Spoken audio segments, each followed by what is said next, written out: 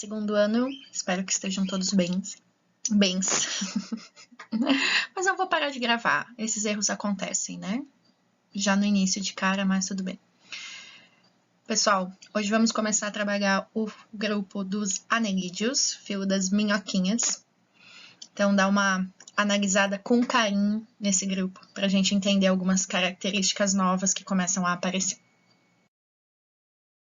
Quero que vocês deem uma olhadinha nesse cladograma para a gente conseguir entender aonde nós estamos. Então, nós começamos analisando os poríferos, depois fomos para os quinidários, depois para os plateumintos e depois para os nematóides. Então, falta ver ainda estes 5 grupos, certo? Então, gente, começamos com características muito simples, né? Começamos todo mundo pluricelular, os poríferos sem tecido, depois começamos a analisar aqueles que tinham tecidos diferenciados, só 2 tecidos embrionários no caso dos quinidários. Depois a gente entrou no grupo dos triblásticos, onde todo mundo tem 3 tecidos embrionários. E a partir daqui, então a gente viu, né?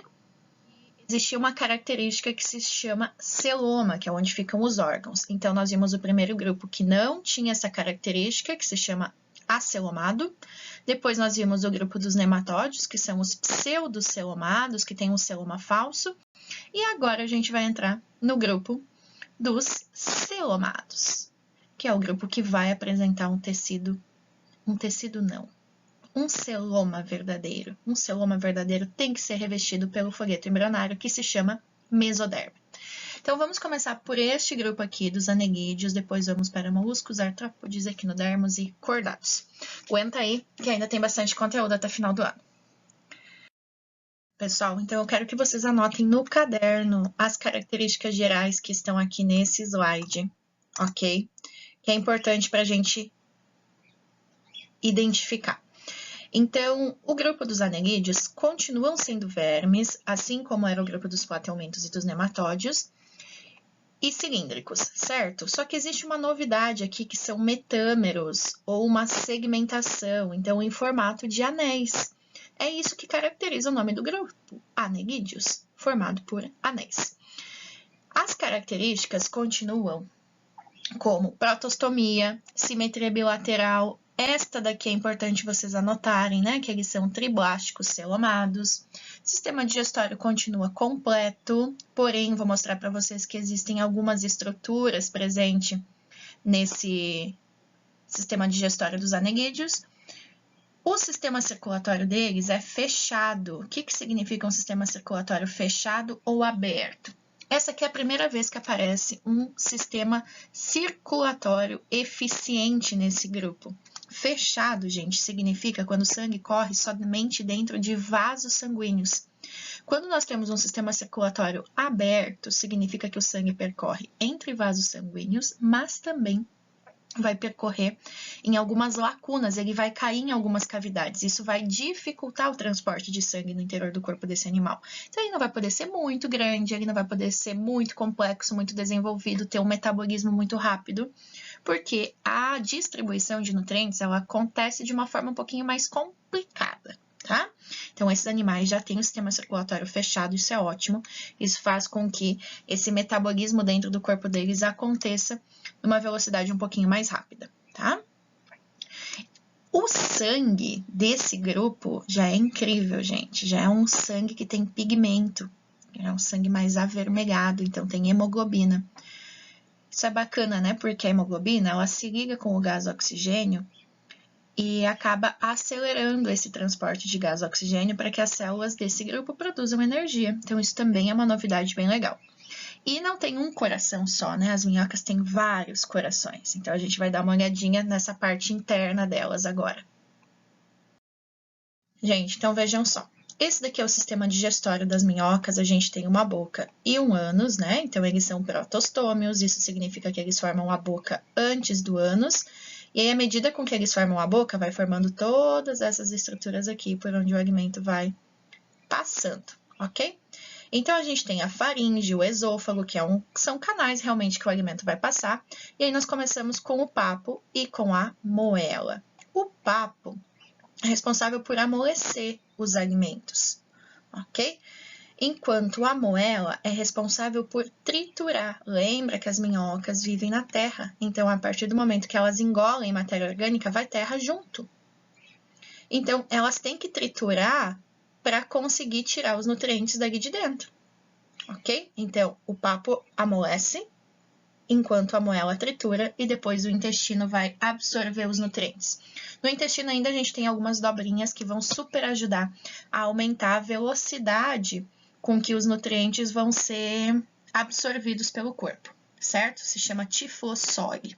Só nomes legais, né? Gente, uma novidade bem legal nesse grupo é que eles apresentam metameria, metâmeros, segmentação, certo? Então, isso aqui é uma novidade importante. É como se cada anel do corpo deles tivesse todas as estruturas disponíveis para eles conseguirem sobreviver. Então, o sistema excretor desse grupo ele é composto por metanefrídeos. Olha só, aqui vai acontecer a filtração do sangue. O sistema excretor, lembram que o nosso é formado por rins e vai tirar as substâncias tóxicas do nosso corpo, vai formar urina, tá? Aqui não estamos falando de fezes, estamos falando de urina. Então, esses metanefrídeos são essas estruturas aqui que vocês estão enxergando. Então, o sangue ele entra por aqui, né? E aqui vai acontecendo a filtração. Tudo que for importante vai voltando para dentro do anel. O que não for importante vai ser eliminado do corpo, ok? Cada anel tem um parzinho. Olha que interessante. Então, a excreção vai acontecer através de metanefrídeos. Anotem isso também.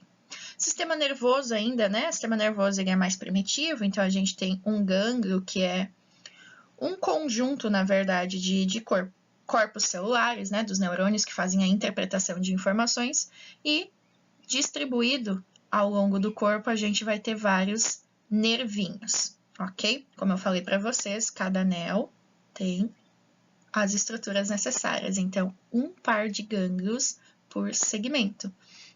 Certo? Então, esses animaizinhos aí já são um pouquinho desenvolvidos. Não muito, mas um pouquinho. Gente, então olhem que bonitinho. Assim seria uma minhoca por dentro, né? Então, aqui a gente tem a região da boca, aqui tem o sistema nervoso, já os gânglios cerebrais, depois tem os gânglios espalhados pelo corpo todo. Aqui são os arcos aórticos, tipo corações mesmo, onde vai acontecer o bombeamento. Olha só, o sangue só circula aqui dentro destas estruturas. E aqui a gente tem todo o sistema digestório. Então, esse corpo aqui é bem organizadinho, bem bonitinho mesmo. Olhem o que eu sempre falo para vocês, que é o celoma, é essa partezinha aqui interna, onde vão estar os órgãos distribuídos, tá? Então, aqui a gente tem, ó, o cordão nervoso dentro do celoma, aqui a gente tem os vasinhos que vão circular sangue, aqui em cima, e aqui a gente tem o sistema digestório, bem fofinho. Pessoal, então, quanto à classificação, nós podemos colocar os anelídeos dentro de 3 grupos. A primeira classe se chama poliqueta. Eu quero que vocês prestem atenção no significado. Queta, aqui no final, vem de cerdas. Poli vem de muitas. Então, é um grupo que tem muitas cerdas. Já vou mostrar para vocês aonde que estão essas cerdas. Esse grupo só tem animais marinhos. E eles podem ser, né, fixos, ou eles podem ser errantes, que a gente fala, cavadores. Como exemplo, a gente tem um bichinho que se chama nereis, tá? Como eles vivem dentro da água, né, gente, a respiração vai ser por brânquias, ou ainda vai ser pela própria pele, né, por difusão. A própria pele vai conseguir fazer essa troca gasosa. E a reprodução, então, dioicos, ou seja, sexos diferentes, fertilização externa acontece fora do corpo e desenvolvimento indireto, que significa que tem estágio larval. Gente, então, olhem aqui nas laterais, né, como que a gente encontra esses bichinhos. Então, isso aqui é um exemplo de nereis, para vocês verem.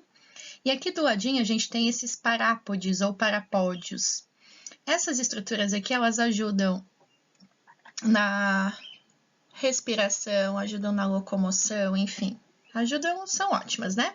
E se a gente for olhar microscopicamente, vocês estão vendo aqui que aparece várias sardinhas, por isso que o nome desse grupo é poliqueta, ok? Então, cada anel a gente tem os parápodes e nos parápodes a gente tem as sardinhas. Agora eu vou deixar você só apreciando uma foto de verdade desses bichinhos. Fofinhos, né? Olhem só que dá para enxergar tudinho os parápodes. Se olhar com carinho, a gente consegue enxergar até as sardinhas. Então, são muito fofos. Próximo grupo, gente, é chamado de clitelados. Por que clitelados? Porque tem um clitelo, um anel maior do que os outros pelo corpo. Então, dentro desse grupo, nós vamos ter duas divisões, que são os oligoquetas, grupo das minhocas, e os hirudíneos, grupo das sanguessugas. Esse clitelo, que vai aparecer tanto nas minhocas como nas sanguessugas, vai ajudar na reprodução.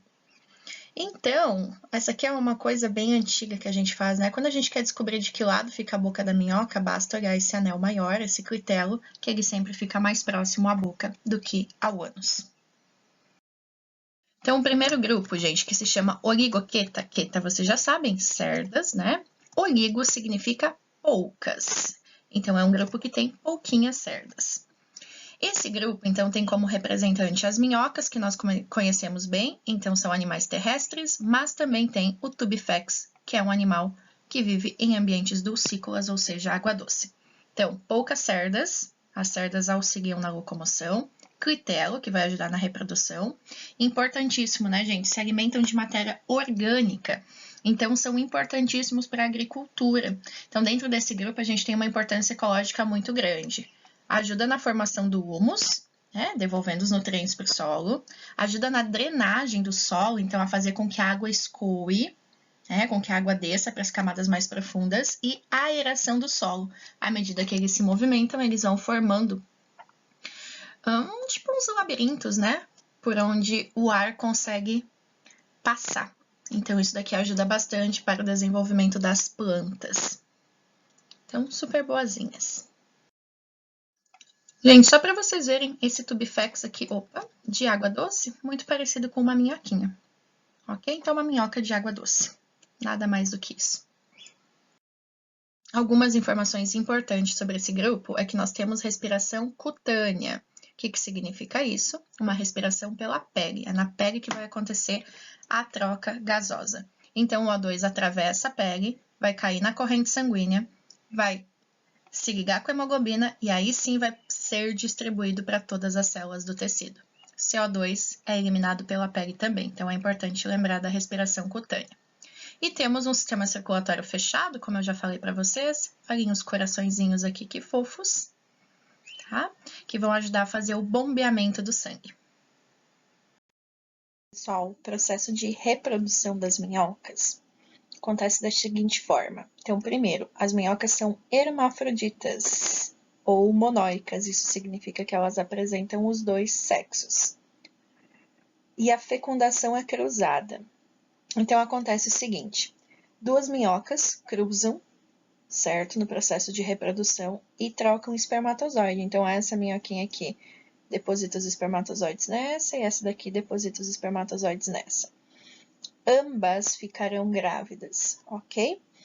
Então, os óvulos se unem aos espermatozoides nessa região aqui, próxima ao clitelo, né? Se forma um casulo ao redor, e nesse casulo que a gente vai ter o desenvolvimento dos ovos. Depois que eles estiverem desenvolvidos, esse casulo sai pela região da cabeça, como vocês podem ver, cai no ambiente, e aí sim esses ovos vão desenvolver novas minhoquinhas. Certo? Não tem estágio larval nas minhocas, então já nasce uma minhoca baby.